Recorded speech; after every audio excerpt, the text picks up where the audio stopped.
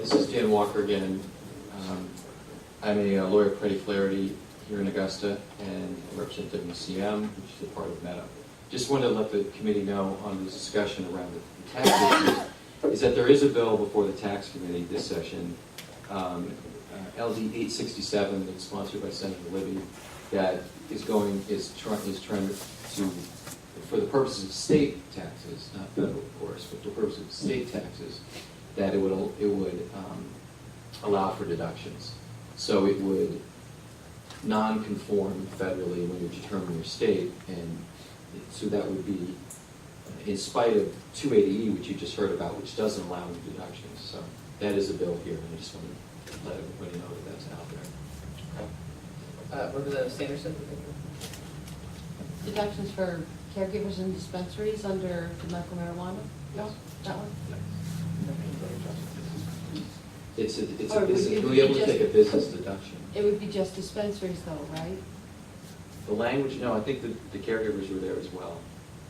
Okay, well, before we can pass one statute, I think we have to clarify another on exactly what they are and how they're supposed to do that, and that's Right, what there's, we're trying to do here. no, absolutely, I'm just saying that on 280E, and this is, I don't want to confuse it, but I just want to say that that is being addressed by the legislature. I do see shaking heads back there from some of the caregiver representatives, so. Is there anything you want to share about that, or?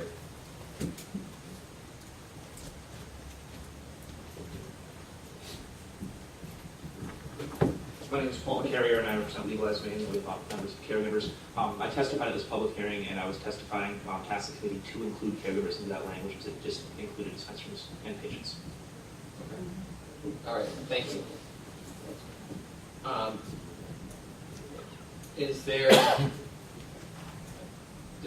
questions on anything before us? Anyone we'd like to hear on this? On the tax issue or anything before us?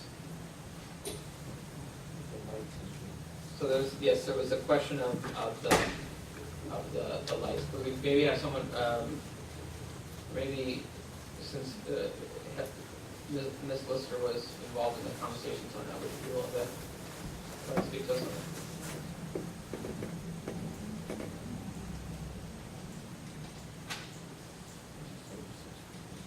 About the on-site assessments.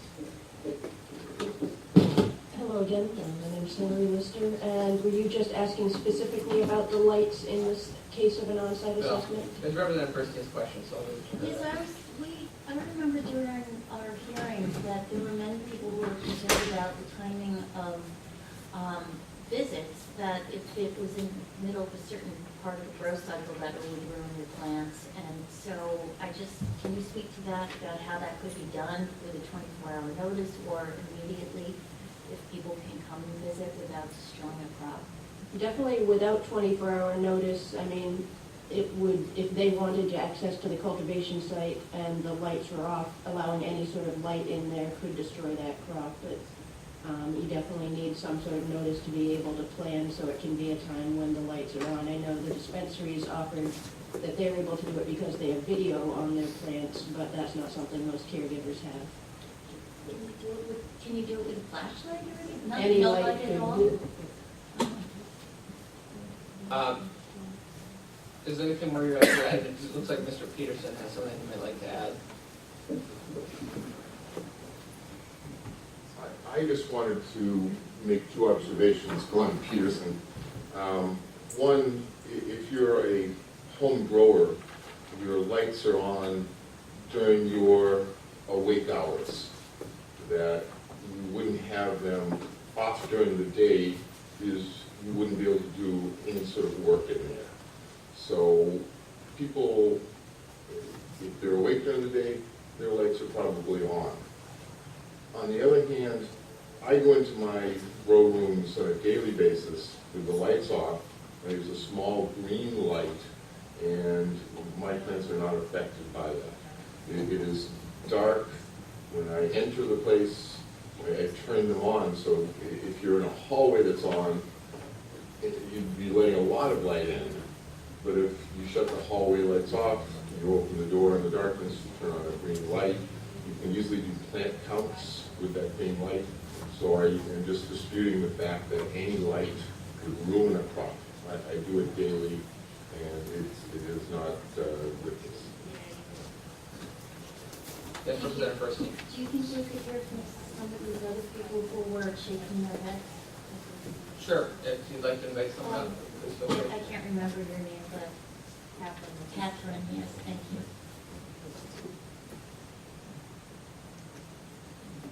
Hi, again, I'm Catherine Lewis. I'm a caregiver and part of MMCM.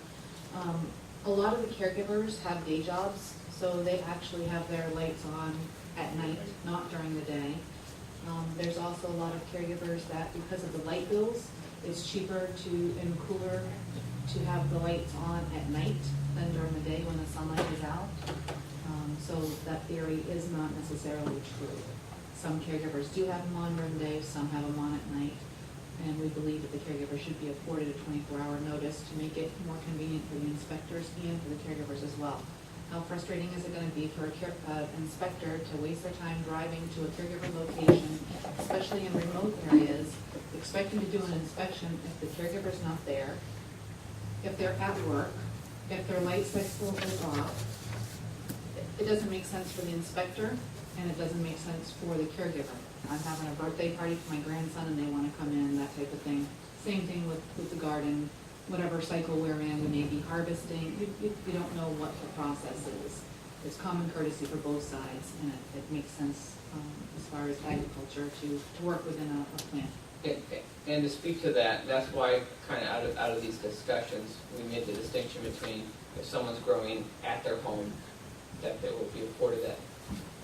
There will be a requirement that they be afforded 24 hours. But even if they're growing off-site, So off-site, we're talking about like you're still going to find people, the inspectors are going to be wasting tax dollars or the program dollars to go drive to a location when the person may have a day job and may not be there. So by off-site, we mean a site that's actually functioning as an independent business. Right, That's the but conversation. caregivers rent locations, and they set up their grows in these warehouses or wherever they may be. They're not there all the time. They're in and out, just like the ones who grow at home. I'm just saying it makes more sense to schedule 24 hours notice, make it fair for everyone. Why single somebody out because they can't go on their personal property for a different rule? You might as well make it uniform for everybody, period. And dispensaries as well. Absolutely, for all of them. That's the questions over here. Senator Haskell, did you have anything? No. Questions? All right. Seeing no questions, thank you very much. Any additional, Representative Bursky? I think we were going to also talk about the number one, and if people can have partial, what am I saying? You know, like 50% of, you can split patient quota. So I'm wondering how to address that. Personally, I don't think there's an easy answer to it, but Representative Sanderson? Thank you. As the sponsor of the bill, my personal preference would be to be as the bill is written. Caregivers capped at 30 plants, allow them to serve as many patients as they need to or is needed with what they grow with those 30 plants. I know there's pushback from the dispensary side. They would like to only maybe extend it 5 more patients per caregiver. But I think you're talking apples and oranges when you're talking dispensaries and caregivers. Dispensaries have the ability to serve unlimited patients, most of them in urban areas.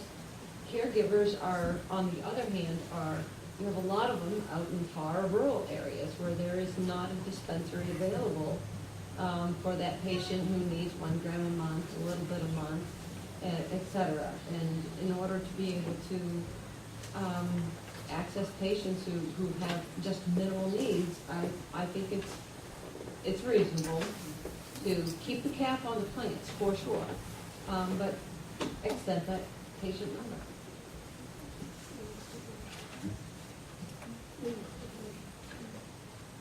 Additional discussion, Representative Debilitating? Going to call for a corner caucus.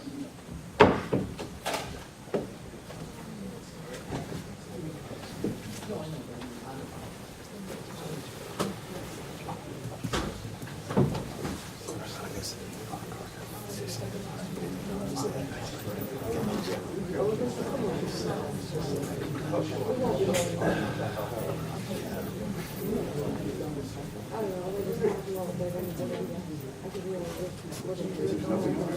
I think we'll work this whenever we work.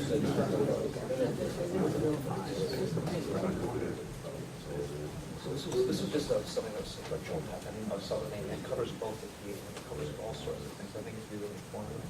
She's just going to make additional right now. So she brought my baby. But I'll make sure that gets to the whole committee. If you have any questions about local, call us there in a second. It's under spectral light. Green spectral light. Watch it go by. But it's still.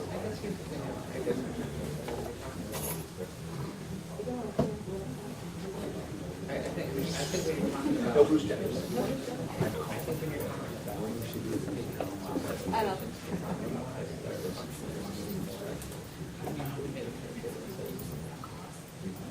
It doesn't seem like.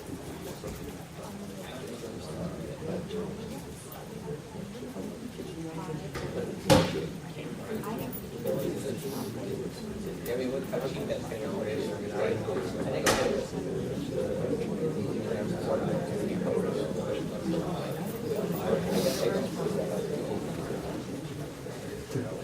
seems like there are a lot of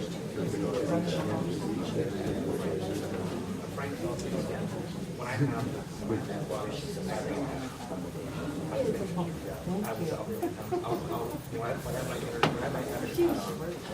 The 420, is it a break? when I put my brake protection hat on, my stuff in my shoes, on-site costume area, I think they have what's our understanding how so they're not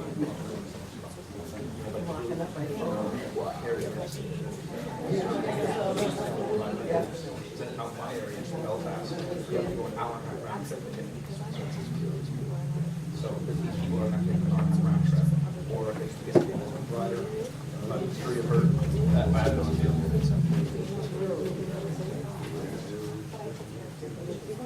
I'm all for fans. My point is that we have an inherent problem because they rule. That's 30 plans, 30 plans, and one else. The way around it is limitation. And it serves as a regulation one out of 100 square feet or whatever the number is. But the fact that you have 30 plans, 35 pounds, and you're harvesting 150 pounds every 8 weeks. Right, well, that's it's far. You mean with me? I think a lot of the it's just You guys run. We know.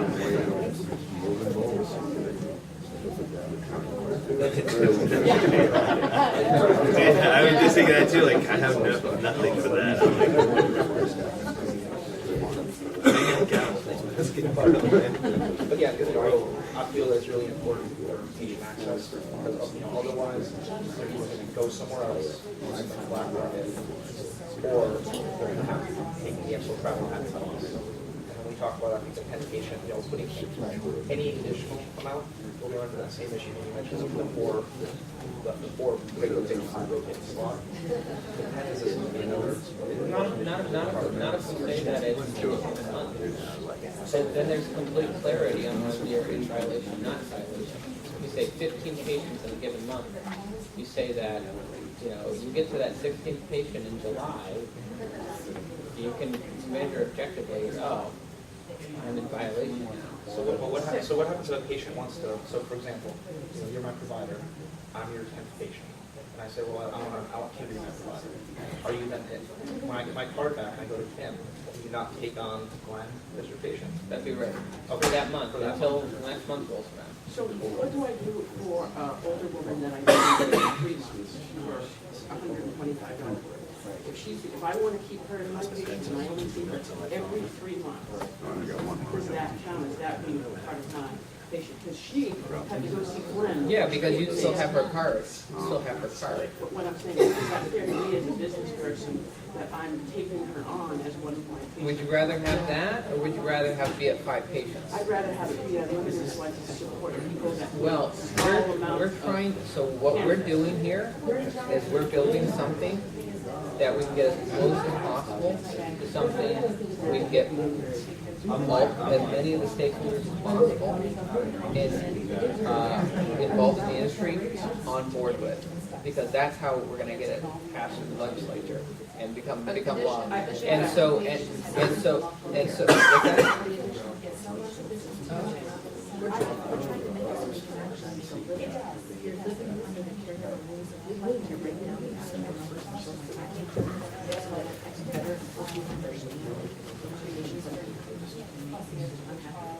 I provided testimony today of patients that I give medicine to every single month.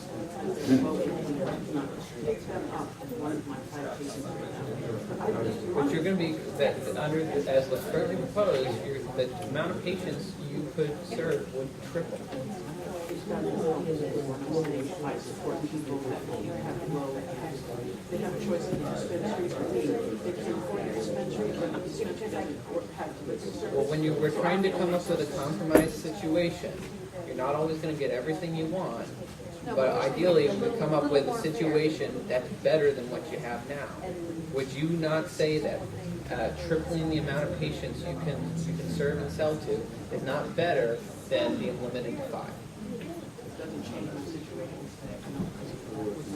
I think so I worked with Representative Gilbert in 126. They'll lift the number of employees, lift the number of patients, and after dealing with everybody, Representative Gilbert has passed every single bill that he's ever submitted. Because truthfully, if people are saying that expanding the amount of patients they can serve doesn't help them, then I'm just going to say, fine, let's increase access to people by expanding the amount of dispensary licenses there are. If that doesn't work for you, then let's just expand the amount of dispensary licenses. Or, and let's use another alternative, let's think about decreasing plants so that we don't, so we eliminate plants if marijuana. Then I think we're gonna have the problem is that if the number of, if it was conditions, they're gonna be limited. With so much access, my car, my dad's.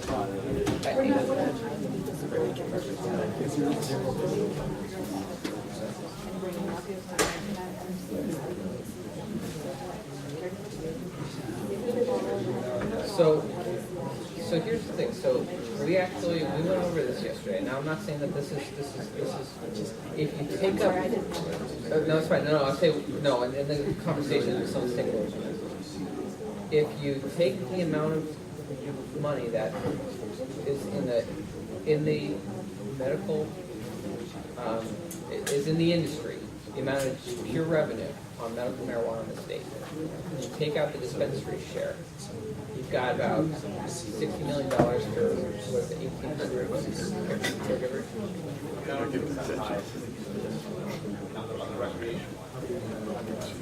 We're talking, yeah, so, and that averages, now some are gonna make more, some are gonna make less, but that averages about $33,000 per year per caregiver. I'm saying I'm saying that's a different revenue. That's different revenue. That's, you've got your expenses and all that. So, we're expanding, the proposal expands the amount of patients you can serve and sell to. It also says that you can sell to other caregivers and to other dispensaries. And truthfully, my goal is we get to a situation where everyone gets a little bit of what they want, everyone's a little unhappy, and we got two sides that are, pardon my French, and pissing each other. Come on, Mr. Follow the money, right? And well, myself as a libertarian, I would say, let's eliminate all the restrictions and just have complete freedom and let the market decide. Because that's not going to pass the legislature, and that's not going to pass the government. So trying to get something that we can actually pass that's going to improve the industry and improve the situation for everyone. That's my goal. And this is out of conversations with advocates for both the dispensaries and the caregivers, some of the points that were agreed on. And well, of course, the advocates for the dispensaries would rather not see the patients. Or would like to see that. One of the conditions that doctors enforce under patient based by a third, I would be supportive of adding more dispensaries, not a recreational and rather work into it slowly. And I mean, I'd like to see more dispensaries myself, but that's not one of the issues that one thing we were talking about, I personally would like to see is I'd like to see more dispensary licenses available and give everyone here caregivers a good standing for license. I love that. But that's not what it's about.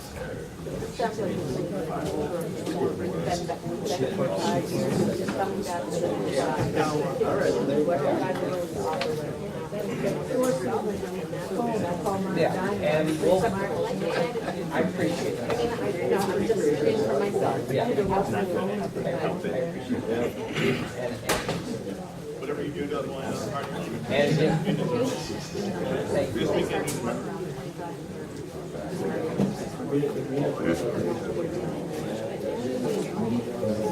Oh, you working? How'd it go? Yeah, you sent the thing and asked me. I'm waiting for the thing.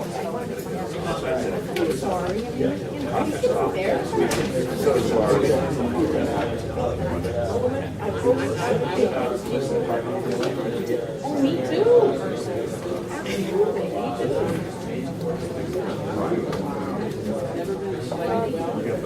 If you have a proposal on a way to expand this to be able to serve the small consumption business, I'm very open to hearing. I'm not voting on this today. If you have a proposal on that, because that is,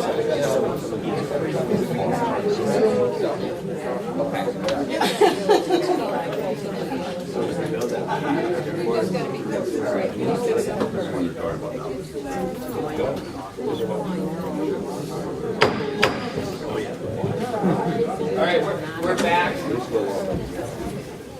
We're back. Is there any additional discussion on this before we table it and come back to it another day?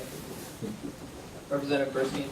Yes, thank you. I like the idea of the number of plants in no cap allocation. I'd like to just put that in for my 2 cents. And I think we have to work on addressing how the 24-hour notice. I think we have to do that for these caregivers if they're not home. So that's my 2 cents on that.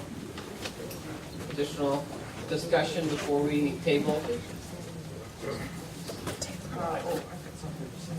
Yes, Senator Haskell. I cannot say how much I appreciate the work that Michael did on this, that Mr. O'Brien did on this. This is extraordinary. Normally we don't allow outbursts, but I agree. So easy to follow. Thank you. thank you, Mr. O'Brien. Any additional discussion? We haven't tabled this officially yet, so. Yeah, I'm about to make that motion, so we really raised some hands around. I think this committee did unbelievable work this week, including today. Made a lot of progress, but I'm going to end this week by making a motion to table. Oh, I'll second. Then a motion by Representative King, second by. We're ready. Motion to table, Representative King and Representative Sanderson. All in favor of motion to table, please raise your hand. All opposed? So just to recap, items that we will, next time we do medical marijuana day to work session some of these bills, we'll be taking up LD5, LD35, LD 726, LD 1258, and then the department's bill, which I don't have the number right in front of me, but the department bill that we heard this morning, 13 something or another. 92. All right. Great, then without objection, we'll adjourn. Any objection? I've been here since 8 o'clock. Yeah, so that sounds like you're objecting.